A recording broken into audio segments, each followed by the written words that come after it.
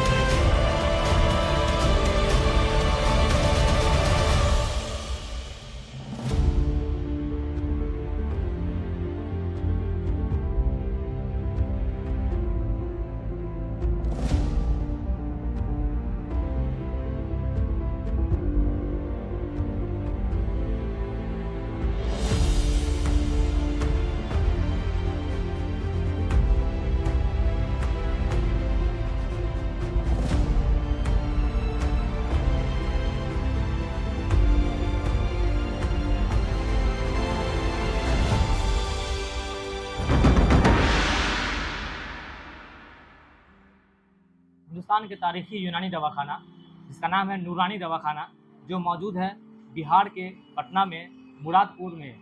जो इसका लोकेशन है पटना मेडिकल कॉलेज के सामने वाले गली में। तो मेरे सामने मौजूद है मिसबा भाई। जी, मेरा नाम मिसबाहुल हुदा हुआ। मैं इस दुकान को पिछले 22 साल से देख रहा हूँ। हमारे वालिद साहब हकीम खलीफुज़्ज़मा साहब इसको 50 साल तक चलाए, और उनके वालिद साहब जो हमारे दादा हुए हैं हाजी हकीम नूरुल हुदा साहब, उन्हीं के नाम पे इस फर्म का नाम है नूरानी दवाखाना। नूरानी दवाखाना का नाम हकीम नूरुल हुदा साहब। हाँ, हाजी जरा हकीम उनके बारे नूरुल में हुदा क्या साहब। बताएंगे? ये हमारे दादा की पैदाइश 1901 की है, और उनकी जो इब्तदाई पढ़ाई लिखाई थी वो मदरसा से भी हुई, उर्दू से हुई। बाद में उन्होंने अपने वालिद साहब जो मेरे परदादा हुए हैं हकीम मौला बख्श साहब, उनके साथ रहते हुए उन्होंने तिब्बी की तरफ ज़्यादा उनका रुझान रहा, और अब बाप की जो चीज़ थी उसको बढ़ाते हुए उन्होंने नूरानी दवाखाना में अपना काम स्टार्ट किया। और बाद में परदादा ने उन्हीं के नाम पर ये दुकान का नाम नूरानी दवाखाना रखा, और ये ऑफिशियली रजिस्टर्ड 1920 में। अगर हमदर्द कुछ सालों तक अगर उन लोगों के पास एक लेटर मिला, दस्तावेज मिला, जिससे पहले उस रजिस्ट्रेशन के बारे में वो लोग दावा करते थे 1940 का इस्टेब्लिशमेंट का, तो बाद में उनको एक कागज़ मिला 1901 का, तो उसके बाद वो दिखाने लगे कि 1901 से इस्टेब्लिश है। नहीं तो पहले तो पूरे इंडिया में सबसे पुरानी फर्म हमारी ही थी 1920। मतलब ये 100 साल से ज़्यादा हो चुका है। ऑफिशियली तो ये 100 साल से ज़्यादा हो गया, अनऑफिशियली तो 125 साल से पुराना है। 125 साल पुराना ये दवाखाना है। आपके वालिद साहब मेरे अगर हिस्टोरिकल इसका बैकग्राउंड देखा जाए तो स्टार्ट जो हुआ ये काम, ये हमारे परदादा ने स्टार्ट किया था हकीम मौला बख्श साहब। वो उस ज़माने की बात है जब कुछ ईरान से हकीम लोग यहाँ आए थे इंडिया में, और इंडिया के बाद बिहार के अंदर में आए। ईरान से लोग आते थे पहले। लोग जैसे आजकल देखते हैं लोग सड़क के किनारे लगाते हैं लोग कुछ नाम पर आयुर्वेदिक और जड़ी बूटी की दवा बेचते हुए हुकूमत करते थे। पहले ईरान से लोग आते थे, यहाँ इंडिया में आते थे, ईरान में, तो बिहार में भी आते थे। तो हमारे परदादा ने उनके यहाँ जाके कुछ सीखा उस ज़माने में। ये सब 1880 के ज़माना का बात है, 1870-80 का दौर होगा जी। तो दादा ने उन्हीं से, उन लोग ईरान के जो हकीम लोग थे वो लोग से कुछ सीखा, और उसके बाद उन लोग के साथ रहे। तो उन लोग उस ज़माने में चलता था वो सनद जो होता था, वो लोग अपने, कोई डिग्री नहीं था उस ज़माने में। नहीं, पूरे इंडिया, ऑल इंडिया में डिग्री कॉलेज ही नहीं बना था कहीं। अच्छा, नहीं। बहुत कब की बात है ये? 1880-90 के 1880। तो परदादा को उन लोगों ने लिख के दे दिया, तो उस ज़माने में हकीम कहला गए और वो प्रैक्टिस करने लगे। इस जगह पर जो नूरानी दवाखाना, पहले नूरानी दवाखाना PMCH के सामने मुरादपुर नाम जो है, मुरादपुर जो फेमस जगह है, एक बहुत बड़े पीर थे मुराद शाह, उन्हीं के नाम पर यह मुरादपुर इस जगह को कहा जाता है।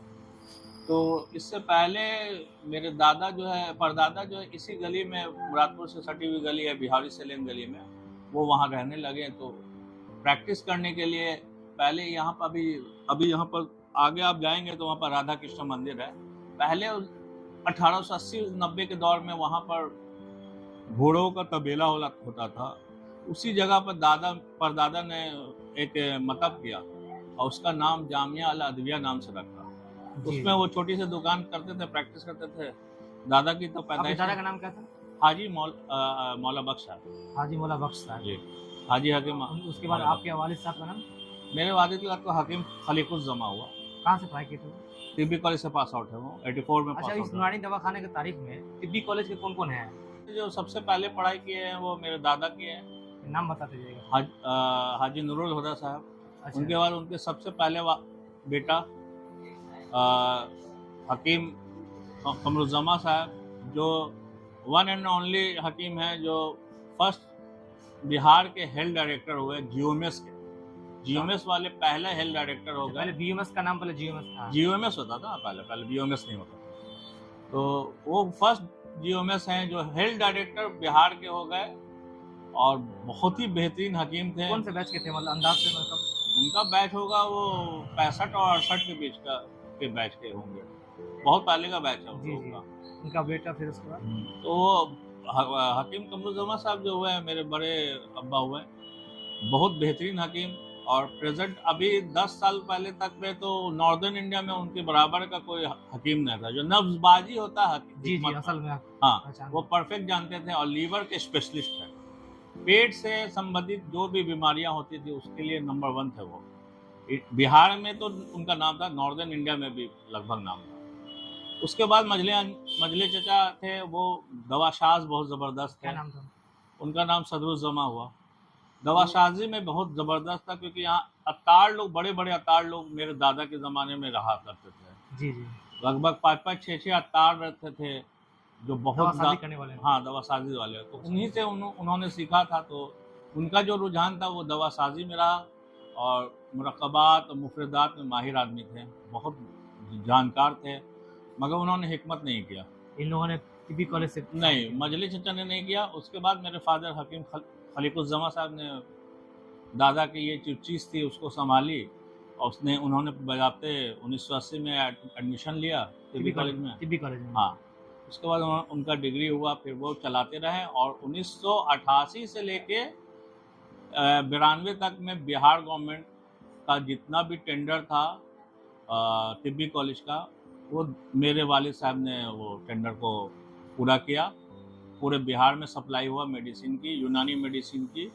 कुछ अपनी पेटेंट मेडिसिन भी चली और बाकी जो क्लासिकल फार्मूला उसके जितनी भी टेंडर होती थी, जिसको ज़रूरत पड़ता था वहाँ तिब्बी कॉलेज में सारे जगह सप्लाई करने के लिए, तो वो मेरे वालिद के ज़माने में हुआ। तो वालिद साहब तो बहुत मेहनत किए हैं उन्होंने। कब इंतकाल किए?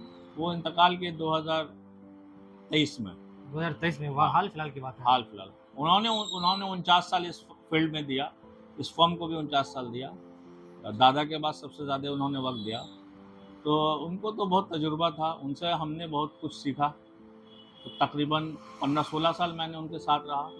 और उनके जो शागिर्द थे जो मेरे दुकान में थे, वो हमारे यहाँ है पास में, उनका जमील अहमद नाम है। जमील अहमद? हाँ, वो उनके शागिर्द थे। आपके अब्बू के? हाँ, वो बहुत उनके चहेते आदमी थे। और मुरक्कबात को पहचानना और दवासाजी में भी उनका रुझान अच्छा था। आप अपना तारुफ करा देंगे? और ये मेरे बड़े अब्बा का नुस्खा और हकीम अलीमुद्दीन बल्खी नदवी साहब और तकरीबन जितने बड़े बड़े हकीमों थे, जो मुफरदात जो लिखी हुई आती थी और मुरक्कबात जो लिखी हुई आती थी, तो पहले ज़माने में हकीम तो हकीम हुआ करते थे। लिखा हुआ जो अभी आजकल के हकीम लोग नहीं पहचान सकेंगे, पढ़ ही नहीं सकते हैं कि क्या वो लिखते हैं।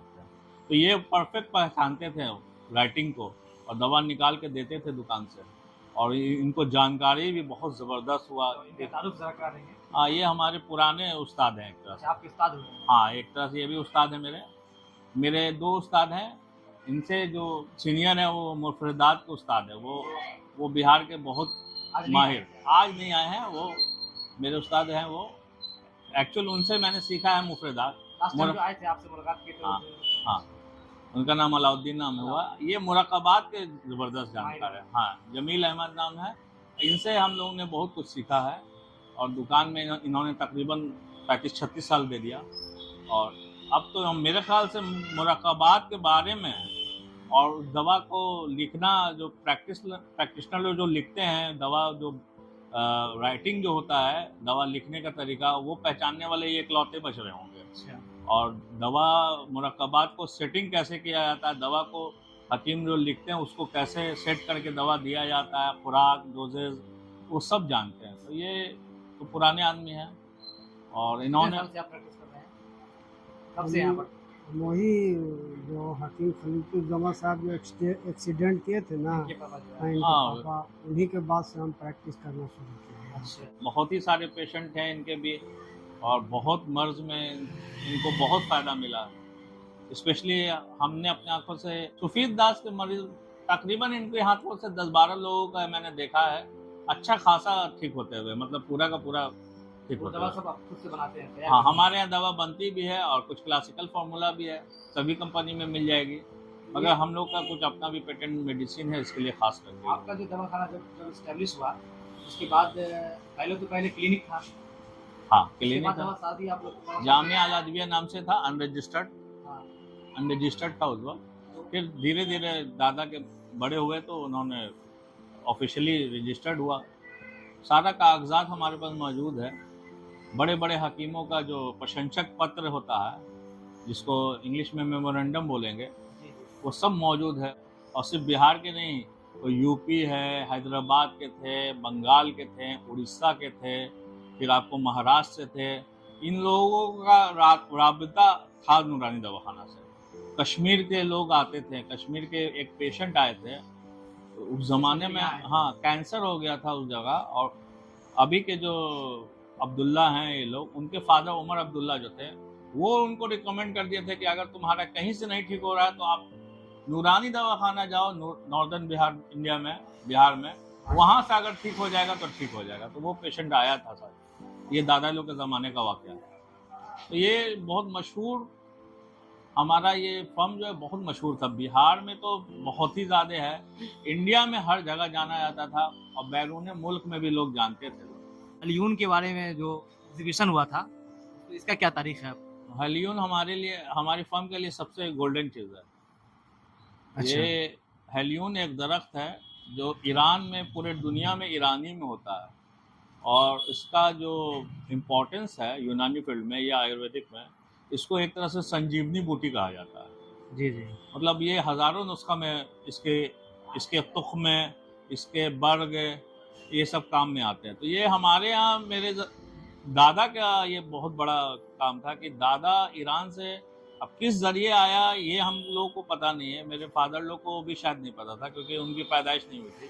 क्योंकि पैदाइश के बाद की कहानी है कि ये 1948 से 50 के बीच की कहानी है कि ये पौधा हमारे घर आया नूरानी बाग, आलमगंज, और वहाँ 10-15 कट्ठा की ज़मीन में इसको लगाया गया। हलियून का प्लांट वहाँ है क्या? हेलियून का बगीचा 10-12 कट्ठा में अभी भी मौजूद है। 10-12 कट्ठा में? हाँ, पटना में? हाँ, पटना में, नूरानी बाग, आलमगंज में। जी जी। फिर 36 में भी अवार्ड, सिल्वर मेडल मिला।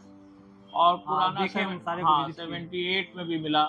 फिर आयुर्वेदिक का एक बहुत बड़ा कॉन्फ्रेंस हुआ था, उसका भी मिला। और स्पेशल हेलियून के लिए 78 में मिला, जी जी। राजेंद्र कृषि विश्वविद्यालय। उसमें तारुफ करने की ज़रूरत है कि जो प्रशंसा पत्र है उसमें बड़े बड़े हकीमों का तो है ही है, और उसमें सबसे बड़े हकीम जो है हकीम कबीरुद्दीन साहब का जी, बिहार 2 बड़ा लेटर दादा को दिया हुआ है। और दादा से बहुत अच्छा उनका ताल्लुक था।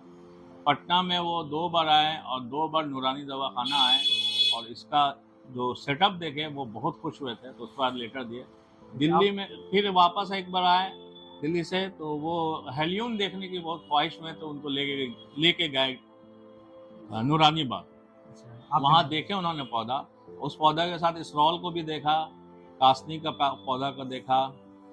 हमारे यहाँ गुंदना को भी पौधा तैयार होता था, बारतंग का पेड़ पौधा तैयार होता था।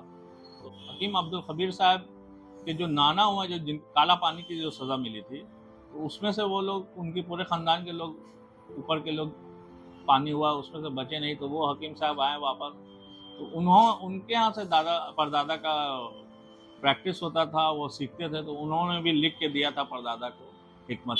तो एक आम सवाल मैं पूछना चाहूँगा, दवा जो आप तैयार करते हैं उसमें सबसे ज़्यादा परेशानी क्या आता है दवा तैयार करने के दौरान? दवा तैयार करने में सबसे जो यूनानी का जो बेस जो है वो जड़ी बूटी है, मुफरदात। मुफरदात का कहानी ये है कि मुफरदात पहले ज़माने में, जैसे दादा के ज़माने में, बैरून मुल्क से बहुत आसानी से आ जाता था, इतना टैक्स नहीं था, ये रूल रेगुलेशन नहीं था, पार्टियों से ताल्लुक़ रहता था, लोग से ताल्लुक़ था, तो वो किसी न किसी ज़रिए से माल आ जाता था और बेहतरीन माल आ जाता था। पहले के ज़माने में मिलावट नहीं था। अब जैसे यहाँ आजकल खेती हो रही है, तो जड़ी बूटी की भी खेती में पेस्टिसाइड यूज़ बहुत ज़्यादा होता है, तो पहले ओरिजिनल सामान आ जाता था। आजकल जड़ी बूटी जो है वो उस तरह से नहीं आ रहा, और जितनी जड़ी बूटी आती थी उसमें से तो 50% जड़ी बूटी नहीं मिल रही है, तो उसका बदल जो देते हैं लोग, तो उसमें दवा फायदा ही नहीं करेगा। ऊपर से भी वो बदल भी कोई बहुत अच्छा नहीं है ना, तो दिक्कत ये सबसे बड़ी दिक्कत है कि मुफरदात अगर सही मिल जाए तो दवा तैयार जो होगी, या मुफरदात से इलाज भी होगी तो उससे भी फायदा है, और उसके बाद मुरक्कबात उससे बनता है तो वो भी बहुत फायदा करेगा। तो अगर मैं कहूँ तो हम लोगों के बात, हमारे यहाँ रिपुटेशन ये है कि हमारा गुडविल वैसे ही बना हुआ पहले जैसा था, ट्रस्ट है हमारा ट्रस्ट ऐसा है कि हम लोग कहीं भी कुछ भी करते हैं तो ऊपर वाले के खौफ है हमारे दिल में, काम करने का, जो तिजारत करने का जो इस्लामिक तरीका है वो कायम रखे हुए है। ये एक्चुअल में फर्म पिछले 30 साल से लॉस में जा रही है। 30 साल से लॉस में जा रही है? 30 साल, क्योंकि ये गवर्नमेंट सप्लाई हमारा गवर्नमेंट को कोई सपोर्ट नहीं मिला आज तक? नहीं, कभी नहीं। जो आपका जगह थोड़ा तब्दील हो गया है, पहले का जो सेटअप था आपका कुछ और था, बहुत अच्छे लेवल से था माशाल्लाह, और वो रोड के जस्ट सामने था, और मैं पटना मेट्रो बनने के कारण वो आपका जगह शिफ्ट हो गया है, बर्बाद हो गया। तो क्योंकि हमारा इंफ्रास्ट्रक्चर बहुत बड़ा था, तकरीबन 2800 स्क्वायर फीट में शॉप था, और ये फ्रंट रोड पर था, और पिछले 100 साल से वो जगह वही था। ये वक्फ बोर्ड की ज़मीन थी, इसके सामने मेट्रो का प्रपोजल आया कि इसको एंट्री एग्जिट गेट चाहिए, एग्जिट गेट यहाँ पे, मगर ऐसा नहीं था कि अगर और भी जगह हो सकता था, चाहते तो लोग इसको सरकार की मदद के तहत इसको बचाया जा सकता था। वक्फ बोर्ड को भी चाहिए था कि इसके बदले में कहीं और करवाते, क्योंकि पहले जैसे पता चला था कि वक्फ बोर्ड का प्रपोजल वक्फ मार्केट में था, अगर वहाँ पर ज़्यादा लॉस था लोगों को। एक तरह से सरकार बोलता है कि आयुष को घर घर जन जन ले जाएंगे, और आयुर्वेदिक को बहुत ही बड़ा सपोर्ट है, हर तरह से उन लोगों को ज़मीन प्रोवाइड किया जाता है, सभी चीज़ बड़ा फंड दिया जाता है। में भी उन लोगों को, हाँ, वह यूनानी के साथ ऐसा नहीं है। अगर देखा जाए तो हमदर्द को छोड़ के किसी को भी सप्लाई तक नहीं एक मदद है किसी चीज़ में, और कोई फर्म अपना सब प्राइवेटली ये लोग कर रहे हैं, रेक्स हो, सदर हो, न्यूशमा है, ये लोग अपने बलबूते पर खड़े हैं, कोई सरकारी मदद नहीं है। तो हमारे यहाँ तो हम लोग बहुत पीछे रह गए, क्योंकि हमारी कोई मदद नहीं हुई कभी भी। मेरा मैसेज है कि कम से कम जिस चीज़ में आपने एडमिशन लिया है उसका तो हक अदा करें आप लोग, कि कम से कम यूनानी से आप पढ़ के निकले तो कम से कम यूनानी प्रैक्टिस करें, और यूनानी प्रैक्टिस करें तो जड़ी बूटी तो आपका बेस है। अगर आप अपने से दवा बना लेते हैं तो बहुत बड़ी बात है, नहीं तो अगर जड़ी बूटी आपको जहाँ सही लगता है, मुरक्कबात किसी कंपनी की बड़ी कंपनी है तो वहाँ से ले और ख़ुद प्रैक्टिस करें और यूनानी से इलाज करें। चलिए, बहुत अच्छा लगा आपसे बात करके, आपके इस यूनानी दवाखाना का हिस्ट्री को जान करके, तो बहुत बहुत शुक्रिया आपका। शुक्रिया। अस्सलाम वालेकुम। वालेकुम अस्सलाम। हाँ, क्या हुआ?